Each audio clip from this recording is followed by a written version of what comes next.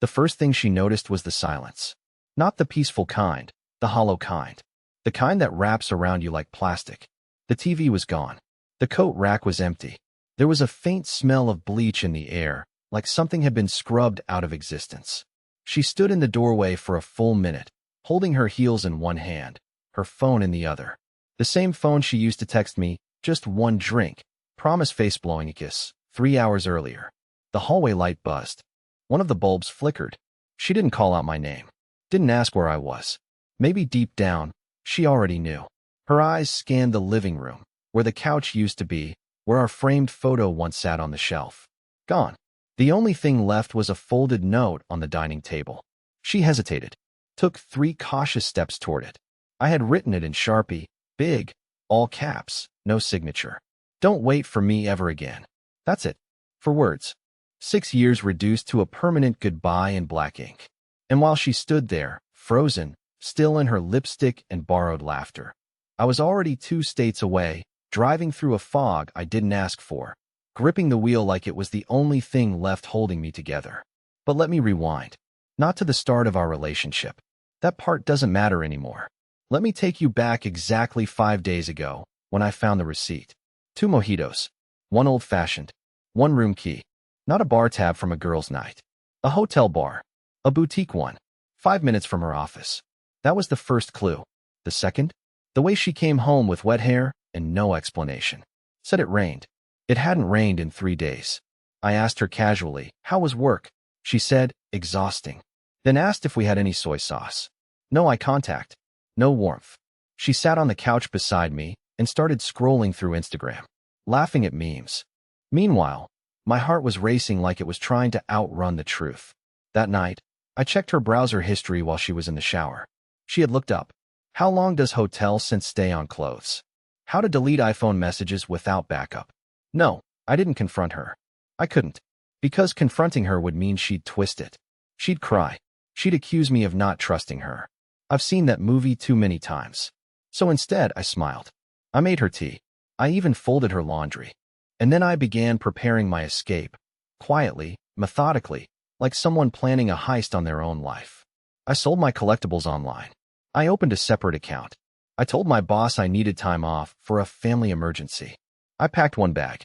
I scheduled a moving service for the items I actually cared about. On the night she said she'd be out with coworkers again. And when that night came, I watched her fix her eyeliner like she wasn't married. She hummed while getting ready. Even kissed my forehead. "Back soon," she said. I didn't say anything. Just watched her leave, heels clicking like a countdown. As soon as the door shut, I moved fast. By the time she got back from her quick drink, the apartment was a ghost. And I was gone. Her first call came exactly 6 minutes after she read the note. Not a message. A full-blown call. Straight to voicemail. No hesitation, no pause. Just her name lighting up my phone while I sat in a quiet motel room 2 counties away, staring at a ceiling that looked exactly how I felt. Cracked, dull, and barely holding together. She didn't leave a message. Not at first. But I watched the second call come in, then a third, like clockwork. And on the 4th try, she broke. Her voice was shaking. Not the "I messed up and I'm sorry" kind of shake, but the "I lost control and I'm mad you beat me to it" kind. "Everett, what is this? Where are you? What kind of joke is this? If you're trying to punish me, this is disgusting. Call me back right now." No apology. No guilt. Just control slipping through her fingers. I didn't answer. I just listened to that voicemail 3 times, pacing the ugly beige carpet beneath my bare feet. The motel smelled like cigarettes and moldy air conditioning, but it was the first place I had breathed freely in months. The next morning, I checked my phone, 12 missed calls, 2 blocked numbers, and 1 text from a name I didn't recognize, Theo. It said, "Hey, I didn't know she was married. I swear, I didn't mean to cause anything. Please don't come looking for me." I just sat there, stunned. I hadn't even tried to find the guy. I didn't even know his name until that text. But clearly, someone was panicking. Maybe she told him I was violent. Maybe she made up some story to cover her tracks now that her escape plan had collapsed.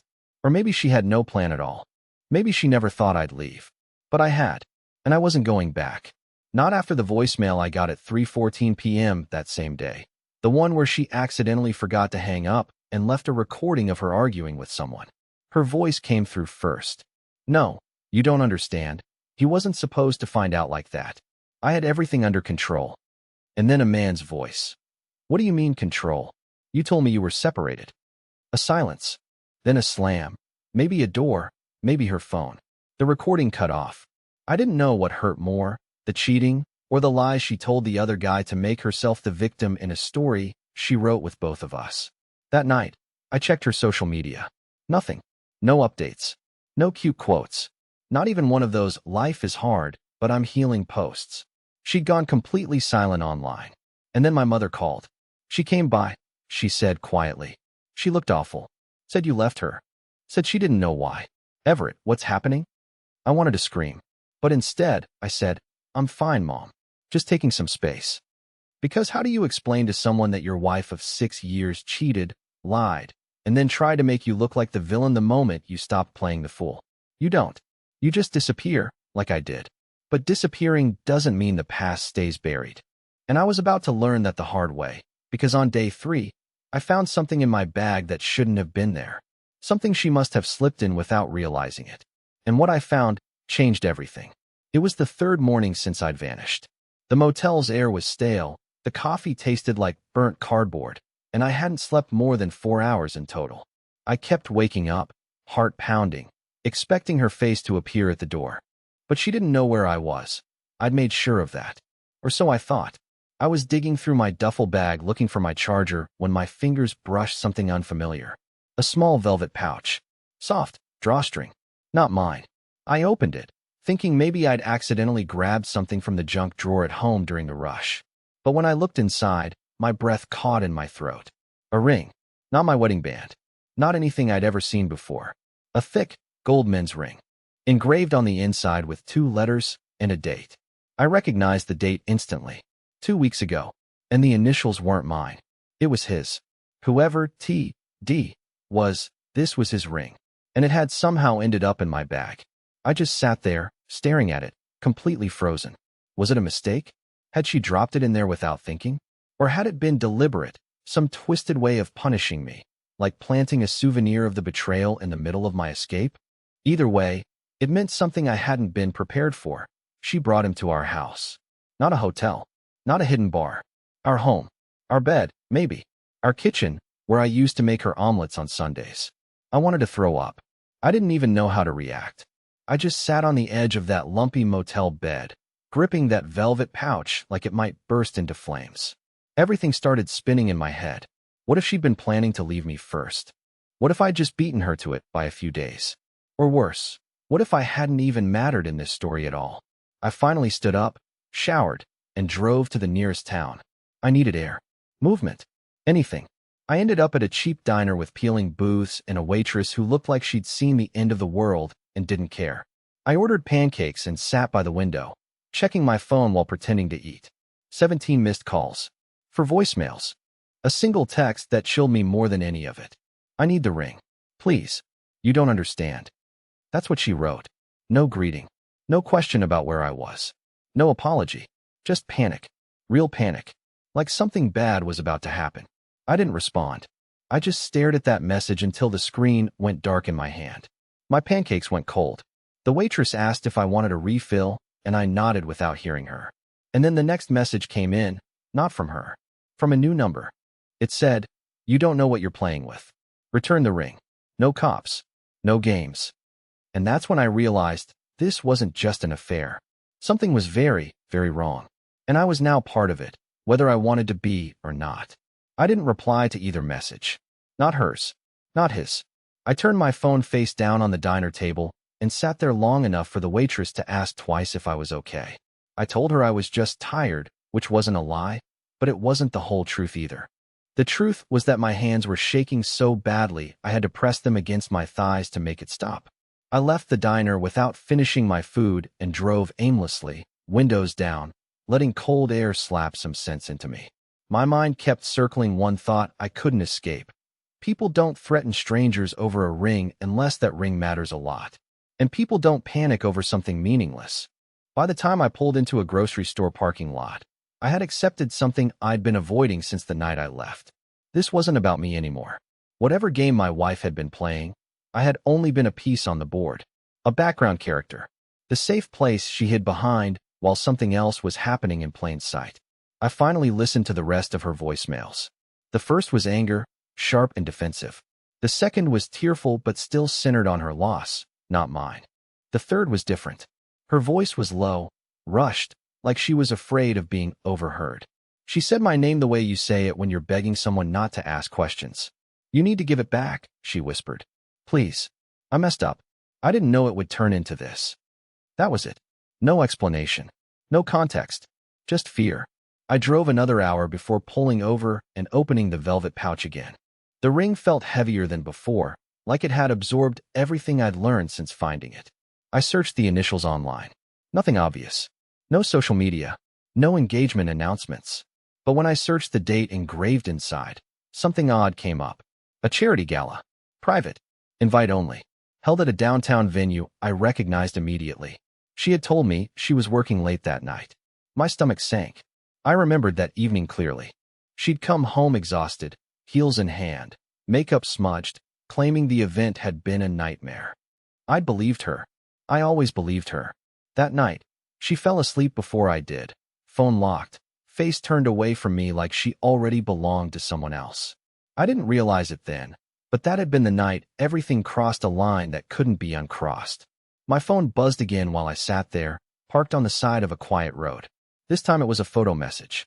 No text, just an image. A screenshot of my own apartment building, taken from across the street. And beneath it, a single sentence. You shouldn't have taken what isn't yours.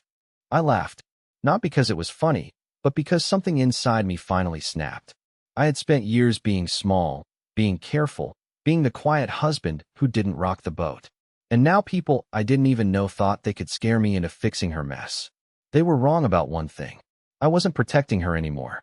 And for the first time since all of this started, I wasn't running. I wasn't trying to be a hero. I wasn't planning revenge.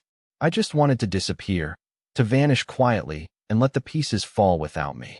But when a man sends you a picture of your own front door, suddenly silence doesn't feel like safety anymore. It feels like a target.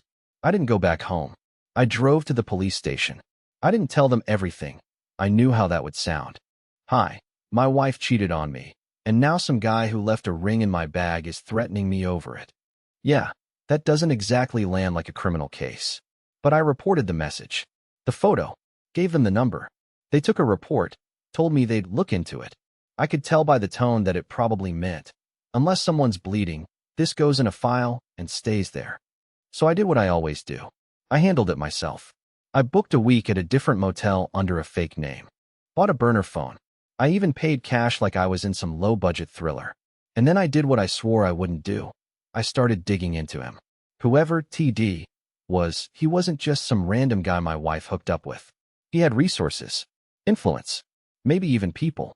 And the deeper I looked, the more things started to click. A news article popped up. Quiet. Small town. Minor scandal. A local development firm accused of laundering money through shell companies. Company name matched one I'd seen in Natalie's old emails. She had once applied for a consulting gig with them, but told me nothing came of it. Now I was starting to think something did. The initials matched. T.D. Trevor Dane. CEO. Married. Public image cleaner than glass. But his eyes in the one photo I found? Cold. Calculated. And suddenly, the ring made sense. It wasn't just a token of a fling. It was proof. Evidence. And it wasn't meant to be left behind. I sat on the edge of the motel bed and finally asked myself something I had been avoiding for days. What if she wasn't just cheating? What if she had been helping him? My thoughts were spiraling, but they landed on one hard, ugly truth. She had lied to both of us. To me, about the affair. To him, about her life. And somewhere between those lies, she had slipped up. Maybe she stole something. Maybe she threatened to talk. Maybe she'd gotten involved in something she couldn't walk away from. And when she realized it, she did the only thing she could think of. She ran home. To me. The safe, boring, loyal husband she knew wouldn't ask too many questions. I was never the man she loved. I was the man she hid behind. And now that I'd stepped out from behind the curtain, I had a giant, invisible target on my back.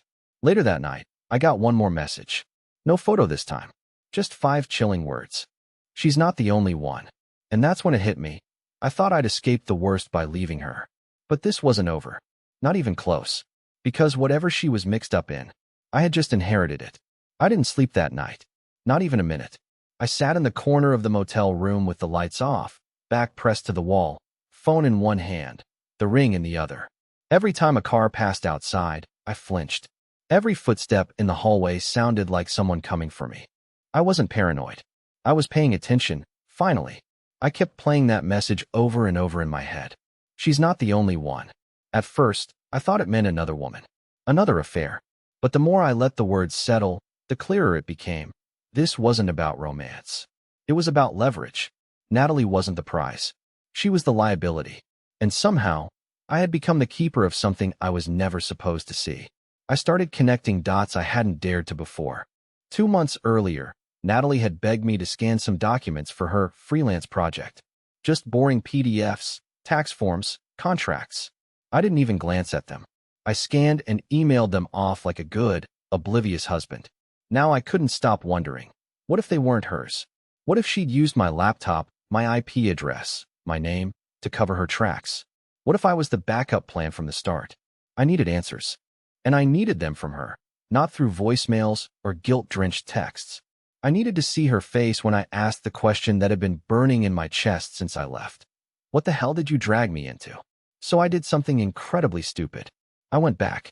I didn't tell her. I didn't even go inside. I just parked across the street from our apartment building at 2:08 a.m., engine off, phone in my lap, watching the window that used to be mine. The lights were on. She was still awake. I waited. 10 minutes. Then 20. Then I saw it. A shadow moving past the blinds, pacing. She was talking to someone. Not on the phone. In person. I could see 2 silhouettes. And I'll never forget the moment one of them stepped into clearer view. It was Trevor Dane. Him. In my home. Wearing the same damn watch I saw in the charity gala photos. He wasn't yelling. He wasn't panicking. He was calm. Natalie, on the other hand, looked like she was unraveling. At one point, she threw her hands up like she was begging him to understand something. He shook his head, tapped the table with his finger, said something low and final, and then he left. Not in a hurry. Not like someone with something to hide. Like someone who had already won. I stayed in the car another hour, watching her pace. Watching her cry. Watching her look at her phone without dialing. And for a moment, I almost felt bad. Almost. But then I remembered. She never once called to say she was sorry. Never once tried to explain what really happened. She just wanted me to clean it up. To give back the ring. To make the danger go away without having to admit who she really was beneath all the charm and manipulation. And now I knew for sure. She wasn't the victim. She was the bait. I started the engine and drove off without letting her know I'd ever been there. Because the next move wasn't hers anymore. It was mine. By the next morning, something inside me had shifted. Not confidence. I don't think I've ever really known what that feels like. But a kind of cold steadiness. I wasn't shaking anymore. I wasn't checking the locks or rereading her texts. The fear had calcified into something quieter, heavier. A decision. He sat in my home, drank my whiskey, gave orders to the woman I'd spent 6 years loving like she hadn't already left me in every way that mattered. And she didn't stop him. She didn't even try. I was done being the soft place she landed when everything else fell apart. I wasn't a person to her anymore. I was a shelter, and he'd stormed right in and claimed it. So I drove. I didn't even know where I was going at first, just that I needed to be far from that apartment, far from motel rooms and coffee-stained furniture and panic. But halfway through a 2-hour stretch of highway, I remembered something she probably didn't even realize I'd noticed. 2 weeks before everything blew up, she'd left her work bag in the back of my car. I remember offering to bring it up, and she panicked. Snatched it like I'd threatened her. Told me it had sensitive stuff inside. Contracts. NDAs. I thought nothing of it then, but I never forgot how her eyes flashed when I touched it. And by some miracle, or maybe fate, I had never returned it. It was still there, buried beneath an old gym towel and a windshield scraper I hadn't used in years. I pulled over on a dirt turnout, yanked the bag out, and dumped the contents across the back seat. First thing I saw, 3 flash drives. Unlabeled. Taped together. Second, a folder. Thick. Legal letterhead. A name I recognized. Trevor Dane Holdings. But this wasn't some glossy brochure. These were statements. Transfer records. Receipts from accounts routed through countries that don't ask questions. Dozens of them. And then, inside a sealed envelope, I found something that made my chest go cold. A handwritten note. Short. Coded. But the signature, unmistakable. His initials. TD. And beside that, a passport. Not hers. A woman I'd never heard of, but the photo looked close. Just different enough to pass a lazy inspection. New name. New country. She was preparing to disappear. Not with me. Not with him either, maybe. Alone. Or maybe she never intended to use it. Maybe it was leverage, the same way the ring had become leverage in my hands. But now I had both. I sat there in the car for a long time, staring at all of it. The drives. The documents. Everything she thought I'd never see. The woman who once panicked when I asked why she changed her phone passcode had trusted me so little she forgot what I was capable of when I stopped trusting her back. I drove to a town 2 hours north and met a guy I'd only known through a tech forum. He used to jailbreak phones and sell encrypted routers out of a basement. Now, he worked in cybersecurity and owed me a favor. He plugged the flash drives in silently while I sat there sweating through my shirt. After 20 minutes, he turned to me and said, "You know what this is, right?" I didn't answer. I didn't have to. He said, "This is blackmail material. On him. On others. If she gave this to you, she just made you a target." "She didn't give it to me," I said. "She just didn't think I'd ever find it." He looked at me like I was insane. Maybe I was. But for the first time in weeks, I didn't feel like a victim. I felt like I was holding the match to the fire they tried to keep hidden. I held onto the files for 3 days. I didn't run. I didn't hide. I waited. Not for her. She never came. Not for him. He never needed to. But for clarity. I waited to feel something that wasn't pain or fear or rage. And when it finally came, it surprised me. It was quiet. It didn't roar like revenge usually does in the movies. It didn't scream through my bloodstream. It just settled, like clean air after a storm. I didn't need to destroy them anymore. I needed to be done with them. But I still had something they couldn't ignore. The kind of truth that makes powerful men sweat and makes women like Natalie scramble for a new mask. I mailed a copy of everything, the flash drives, the signed envelope, the fake passport, to a reporter at a small but relentless financial crimes blog. Not a giant network. Just a guy who had written obsessively about Trevor Dane's shady real estate deals 2 years ago and never gave up. I used no return address. No signature. I included one line, typed in bold. She wasn't the only one. But she was the first to get scared. Then I drove across the state line, checked into a little cabin Airbnb by a lake no one cared to visit in December, and turned off my phone. I didn't watch the fallout. I didn't check the news. I didn't scroll to see if her face made headlines or if his empire cracked open. Because that wasn't the point anymore. I wasn't doing it for justice. I was doing it to take my story back. 2 weeks later, I got a letter forwarded to the motel I'd first vanished to. My old landlord must have passed it on without thinking. It was from her. Natalie. Handwritten. She said she knew I had the files. She said she knew what I'd done. She said I could have ruined everything. And then she wrote the only sentence that mattered.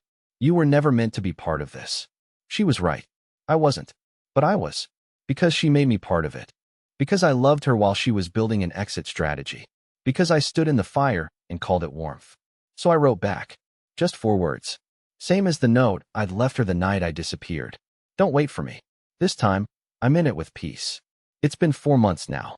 I live in a quieter place. I started selling furniture again, but this time it's mine, handmade, not antique. I wake up early. I take long walks. I cook meals that don't sit untouched on a table waiting for someone to come home late with lipstick on her teeth and lies in her mouth. I met someone. She doesn't ask too many questions. She doesn't talk about forever. She just smiles like she means it and shows up when she says she will. And me? I still flinch when the phone rings. I still check shadows before I unlock my door. But I breathe easier. I laugh sometimes. I sleep through the night. I didn't get revenge. I got free. And that was enough.